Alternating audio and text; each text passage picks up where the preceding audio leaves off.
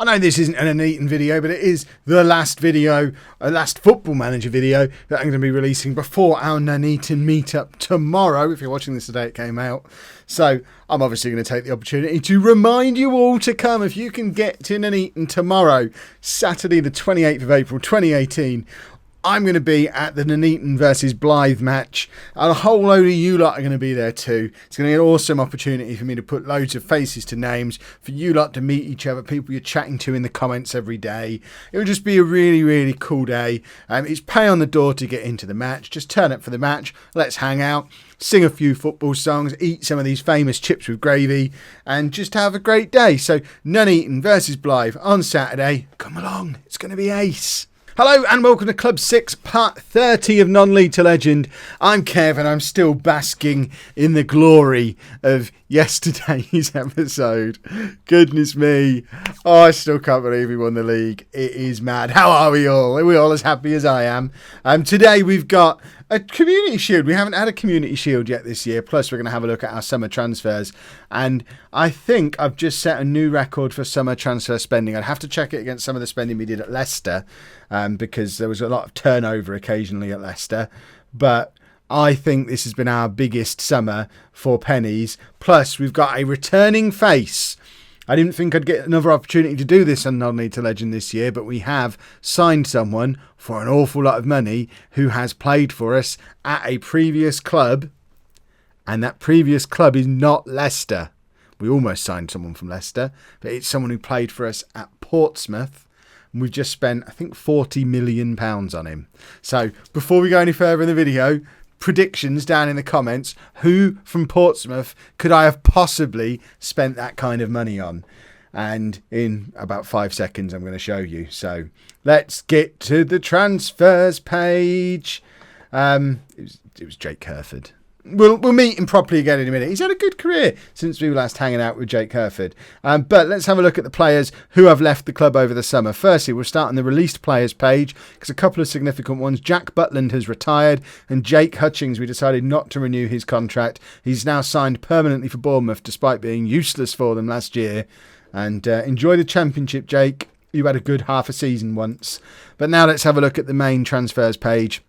And the most significant thing on there, I think, even more significant than spending all that money on Jake Hereford, is the fact that we've sold over £100 million worth of player this summer. Most of it are players I wanted to sell. One of them is someone who forced his way out of the club, and I'm not at all happy with him. Looking at you, Suma, but we'll get to him in a minute. But I've cleared out a lot of the, I don't want to say deadwood, but fringe players who were never going to be Champions League winning quality players. I've cleared out a lot of those fringe players to make room to bring in some Champions League quality players. The final last year was Leipzig versus Inter. So we've picked up 2 players who were in the Champions League final last year to strengthen our squad. So Reece Nelson's gone to Liverpool for £17 million. I think that's, for a 29-year-old who didn't play for us last year or played one game, the one game that we played with wingers before we switched to the 4-3-1-2. He's never going to get into our team ever again. And at 29, I think it's good to get that kind of value for him. Malang Sarr's gone to Everton again. That was more a case of he's 30 years old now. Hasn't really played a lot under me, really. And we've signed two new centre-backs this summer, so he definitely didn't need Sarr to stick around as a 6th choice. Sandu, this time last year I was talking about Sandu and how he finally needed to get his chance. Well, he had his chance. He blew it. 2 goals all season is not good enough. We were paying him like £90,000 a week. We're still having to pay him £42,000 a week to go and play for Leicester for the next 4 years. I made a bit of a mistake with this one, and he could end up being brilliant, and then I'm even more of an idiot, but I just wanted to get him out of the way. £20 million coming in for him when we knew we were bringing in a new striker seemed to make sense. John Garmendia, on the flip side of the Sandu deal, is some excellent business, and we've got a couple of examples of this summer.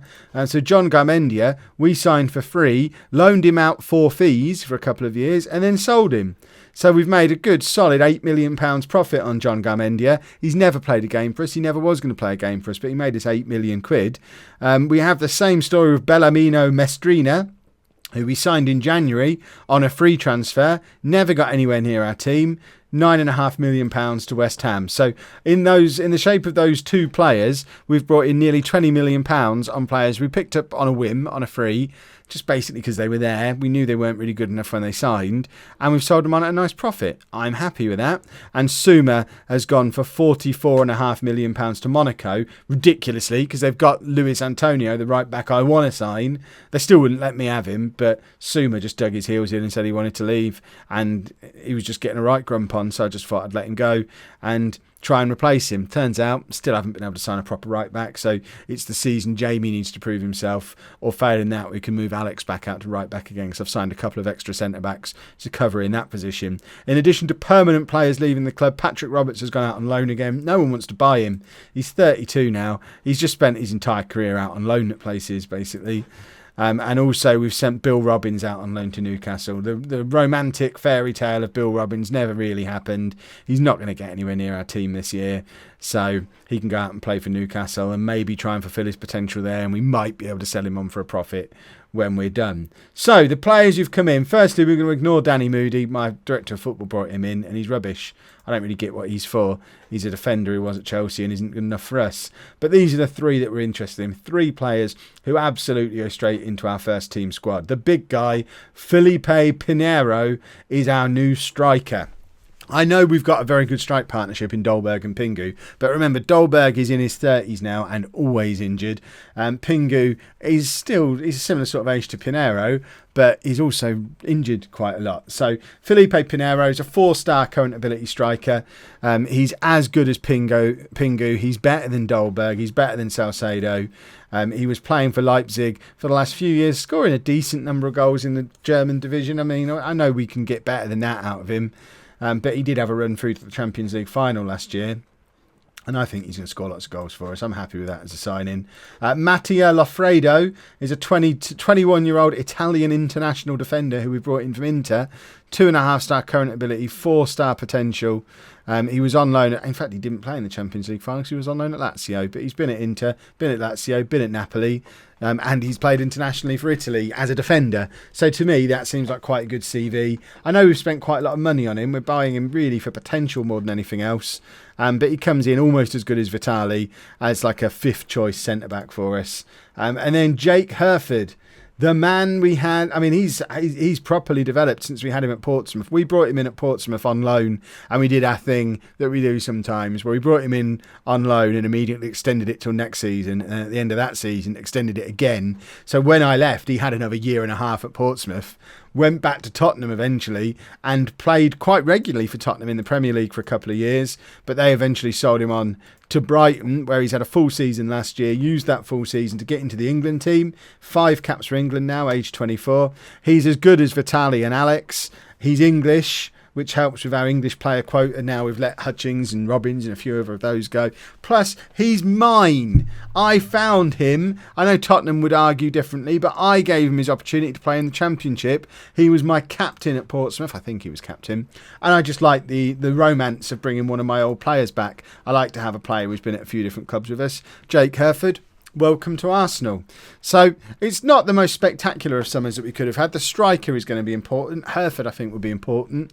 And we probably could have done with a right back, but just genuinely couldn't find one. And this is the team that we're going to be putting out there for the Community Shield against Everton. So we've got Weiss in goal. A back four of Martelot, Felipe, Hereford and Jamie, with Davidson, Leshy and Henrique in midfield, Schaefer in behind Dolberg and Panero. So we're going to have a proper look at Panero and Hereford, plus Jamie, who's been around for a little while now. We signed him a few years ago for his potential. And this is going to be, I mean, similar to Sandu last year. It's a similar sort of age to Sandu as well. Jamie, this is the season where you either prove yourself or you're moved on next summer. And we just do without a right back. I mean, we've basically done without right back for the 3 years we've been at Arsenal now, because Souma wasn't ever that good. To get nearly £50 million for Souma, I do feel like I've robbed Monaco a little bit. I now feel less angry at Monaco for constantly trying to get me to pay £90 million for Luis Antonio, because if they think Souma's worth £45 million, then Antonio's worth about £200 million. So they're actually offering me quite a deal on him in their own little mixed up world. Right, let's go and win our first trophy of the season. It's not going to quite be a Tottenham-style expedition of gold this season, because obviously we haven't yet won the Champions League, so we can't win the World Club Cup or the European Super Cup, which great shame. We have 5 trophies that we're going for this season, and we're going to try and win all 5 of them. And if we can win all 5 of them, that's it. Non-Elite Legend done at the end of this season. Obviously, it's not likely to happen, but you know, we can try. And Casper Dolberg saying, who's better than me, boss? You think I'm only your 3rd choice striker? You've got eyes on me just being reserved this year, have you? I'll have you know, I'm still Casper Dolberg. Look what I can do. And there he is, showing us what he can do. Panero, I thought Panero was squared it, but he hadn't. He was tackled, and it makes a little bit more sense there. I thought we'd signed a new striker who was afraid to shoot on the edge of the 6-yard box, and I was going to try and get my 65 million quid back.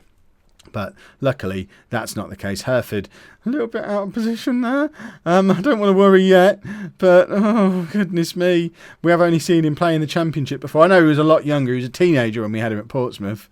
And I think he's developed delightfully. Plus, you know, it's nice to have a former Tottenham player in the team. We've not got Bill Robbins now. Jake Hereford's a player who came through the youth team at Tottenham. So if he can go on to be a star of the Arsenal team that goes on and wins the Champions League, while Tottenham sit there thinking about what might have been if they hadn't bottled last season, I think that would amuse me. And plus, remember, Brighton were the standout team of last year's Premier League, and Jake Hereford was a large part of that. So once again, for I think it's the 2nd time in 3 summers, we've ripped the heart out of Brighton's team. We've now taken Davidson and Hereford. And I think we probably need to take their director of football or their chief scout or whoever's picking their players for them. Because Brighton are consistently getting players who are good enough to play in the Champions League for bargain prices. So we probably need to, whoever Brighton are linked with, just sign those players and then watch them not be any good, because presumably the only reason they're any good is because they get to play a full season in the Premier League for Brighton. Whereas if they were signed for us or Chelsea or Man United, players like Davidson and Hereford would come in and be reserves, just like you saw with Hereford. He was at Tottenham previously and didn't get into their team because they had established defenders, and if they wanted one, they'd go and sign a European star. Panero makes it 3-0 after 35 minutes, and we're starting as we mean to go on, boys and girls. We're gonna be a dominant team this year. No more of this sneaking into the top of the league in the last game of the season lark that we did last year. We're going to win the league by March. We're going to win the Champions League. This is it. This is the season. The season where Kev is vindicated, where we all learn that you can win everything with a 4-3-1-2. You don't need shouts. You don't need team talks. You don't need to ever change off of control. You don't need player instructions. You just need to do good playering. That's all you need. Good playering.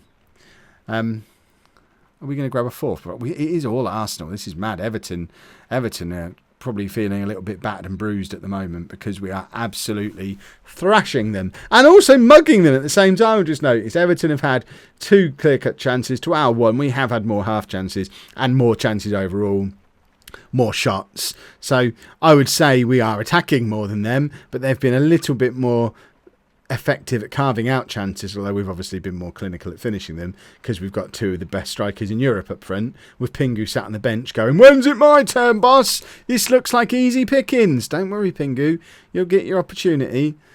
Hey. Oh, Everton are in. Is Vice wise to... I mean, he doesn't even move. He's another one who's been kicking off over the summer and demanding a transfer. Both him and Suma are upset that we didn't strengthen the team enough last year after I promised them we'd strengthen the team.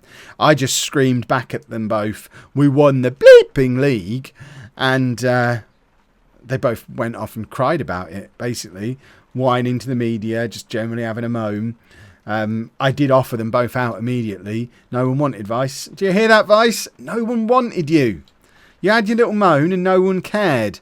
We've got Quevedo sat there on the bench, who is only half a star away from Vice on current ability and has loads more potential than him. So I've got a feeling at some point this year, certainly if Vice kicks off again, or if he continues to just watch girls, if he continues to just watch goals fly in past him like he just did, he'll be getting replaced before the season is up with Quevedo. Vice can sit on the bench for the rest of the year and we'll let him go for nothing and sign a replacement next summer. Not that we'll need to, because we're winning the Champions League this year. Replacements are for losers. Dolberg, of course, is Kasper Dolberg may have a cut hand. Oh, well, who cares then, Kasper? You're playing football. You don't really even need a hand. Never mind whether it's cut or not. A hand is an accessory that is not required for the successful completion of a football match. Quit your moaning. Stop being injured all the time. Go and finish off your hat-trick and let me bring Pingu on. He's actually got the little cross above his head for a cut hand. What a... Oh. Right, Martelot. Cross it to Dolberg. He doesn't. He crosses it to Panero. Hits it straight at their keeper. We are now level for clear-cut chances, though, so that's a delightful bonus. We haven't actually got Pingu on the bench. I thought we did. Why have we not got Pingu on the bench? Is he injured? He must be injured. Let's get Ben Willis on. It's a big year for Ben Willis. We're showing a lot of faith in Ben Willis this year because we've let Sandu go. We've let Hutchings go. Yes, we brought in Panero, but we've said to Ben Willis, look, we've got these 3 world-class strikers. But you're first in line after them. You don't have to fight around with the other youngsters anymore. Last year was the battle of the youngsters between Willis, Sandu and Hutchings. You've won the battle of the youngsters. You've only really got to contend with Salcedo now. And realistically, I was this close to offering Salcedo out over the summer because I don't think we need a 5th striker in the rotation. And Salcedo, as good as he looked at times as a striker last year, he is a winger playing up front, and he often looks like a winger playing up front. I've kept him purely because he can play as an attacking midfielder as well. So if we have problems with Schaefer and Merson at the same time, we've got Salcedo who can drop into that position, and it's just a handy attacking utility player for us to have.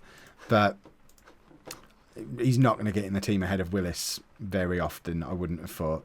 Let's get Zan Forlim on. He was signed at the same time as that guy we just sold to West Ham, whose name I can't remember.